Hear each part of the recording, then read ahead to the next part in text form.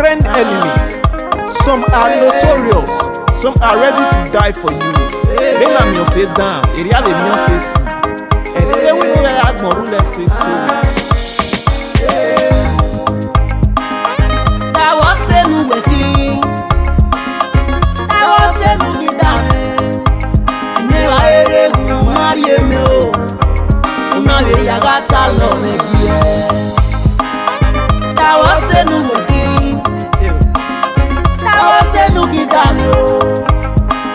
Yo borre mo marie me o una be ya gata lo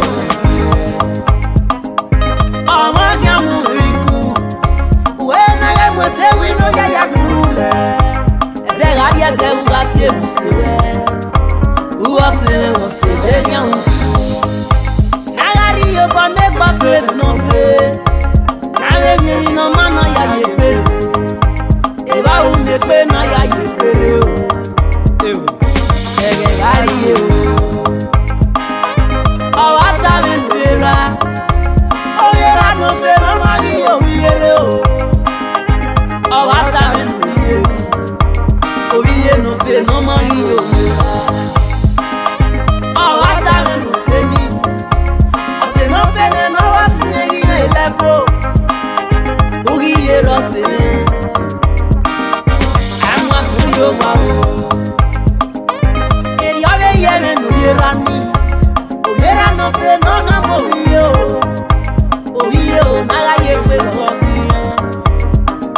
Okay, se dene ikaye. Eri abe ye me nuye. Obiye no te no ha muyera o. Naga ye pe gokiya. Okay, se dene ikaye. Awata me no se mi. Ose na gi we ni yo bonani. No gi yu we mi ame ya kwalo no we ni. Awe gi se te plan.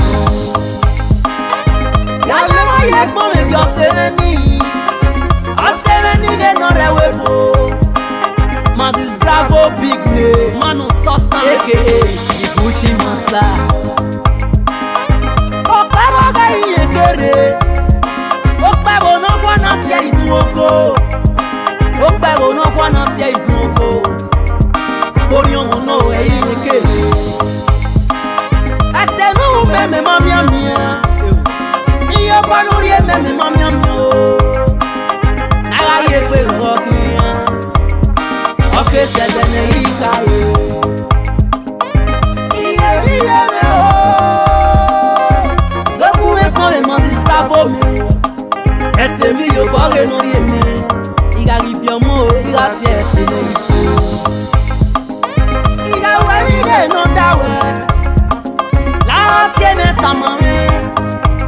Uta e yak mo na bama. E na de gene gyanjie.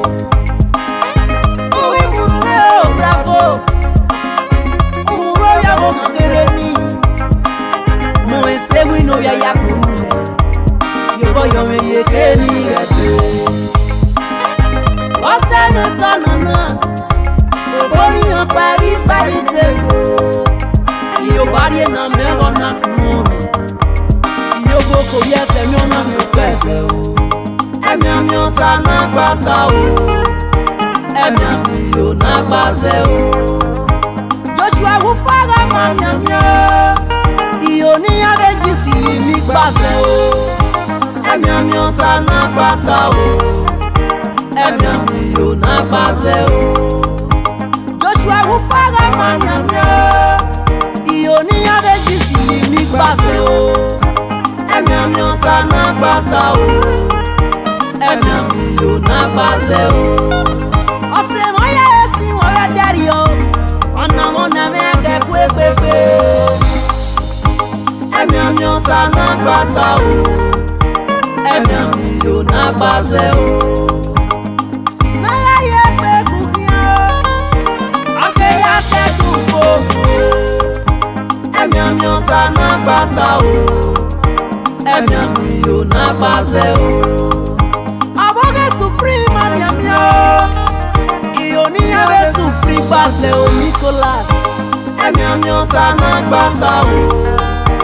Emi baby, yo, nagbaze. Respect to Moses Bravo, one of Italy, aka the Gucci Monster. It's Joel on the bed.